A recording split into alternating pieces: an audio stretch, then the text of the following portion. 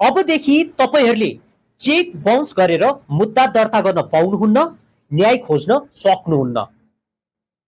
छक्क पर्नुभयो? एकदम सही कुरा गर्दैछु।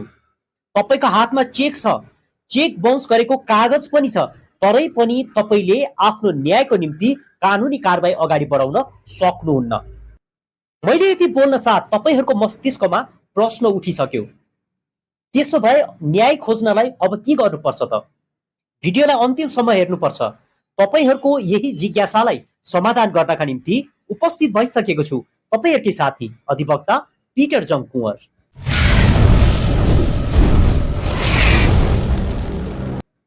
पहिले तपाईहरूले के गर्नुहुन्थ्यो त? आफूले प्राप्त गरेको चेक साट्नका निम्ति ब्याङ्कमा पेश गर्नुहुन्थ्यो। इनसफिसिएन्ट फन्ड अथवा अन्य कुनै पनि कारणले चेक फिर्ता हुन्थ्यो।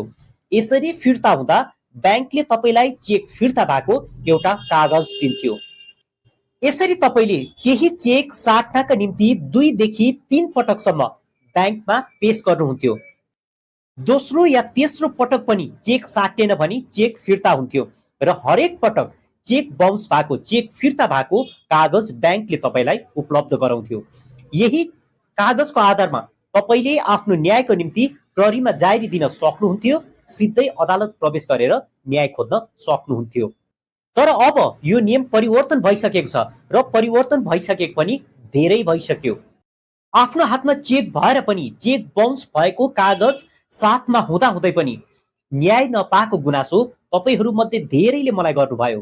तपाईहरूको यही गुनासोलाई सम्बोधन गर्नका निम्ति आजको यो भिडियो तयार पार्दैछु। कृपया भिडियो अन्तिमसम्म हेर्नुहोला। अब के गर्नुपर्छ त? तपाईको हातमा भएको चेक सटै गर्नका निम्ति तपाईले ब्याङ्कमा पेश गर्नुपर्छ। यदि चेक साटिएन, इनसफिसिएन्ट फन्ड अथवा अन्य कुनै कारणले चेक फिर्ता भयो भने ब्याङ्कले तपाईलाई चेक फिर्ता भएको एउटा कागज पनि दिन्छ। पहिला यही कागजको आधारमा तपाईले न्याय खोज्न पाउनुहुन्थ्यो भने अब यति कागजले मात्रै तपाईले न्याय खोज्न पाउनुहुन्न। त्यसको लागि तपाईले सम्बन्धित ब्याङ्कमा चेक अनादर भएको प्रमाणित गरी पाउनका निम्ति निवेदन दिनुपर्छ। तपाईबाट निवेदन प्राप्त गरिसकेपछि ब्याङ्कले तपाईलाई चेक दिने व्यक्तिलाई 45 दिनको नोटिस दिन्छ। यो 45 दिनभित्र तपाईलाई चेक दिने व्यक्तिले तपाईको पैसा फिर्ता गर्यो भने तपाईको समस्या यही बिन्दुबाट समाप्त भयो। तर यदि यो 45 दिनभित्र तपाईको पैसा फिर्ता गर्न मानेन भने, फिर्ता गरेन भने ब्याङ्कले तपाईलाई चेक अनादर भएको एउटा पत्र दिन्छ। हो, यो कागज प्राप्त गरिसकेपछि मात्रै तपाईले आफ्नो न्यायको निम्ति प्रहरीमा जारी दिन सक्नुहुन्छ अथवा सिधै अदालत पनि प्रवेश गर्न सक्नुहुन्छ। यदि तपाईसँग यस्तै किसिमका कानुनी जिज्ञासाहरू छन् र ती जिज्ञासाको चित्तबुझ्दो समाधान खोजिरहनु भएको छ भने दिएको व्हाट्सएप नम्बरमा हामीलाई मेसेज गर्नुहोस्। यदि तपाईहरू कुनै पनि विषयमा हामीबाट कानुनी सेवा चाहनुहुन्छ भने पनि दिएको व्हाट्सएप नम्बरमा हामीलाई मेसेज गर्नुहोस्।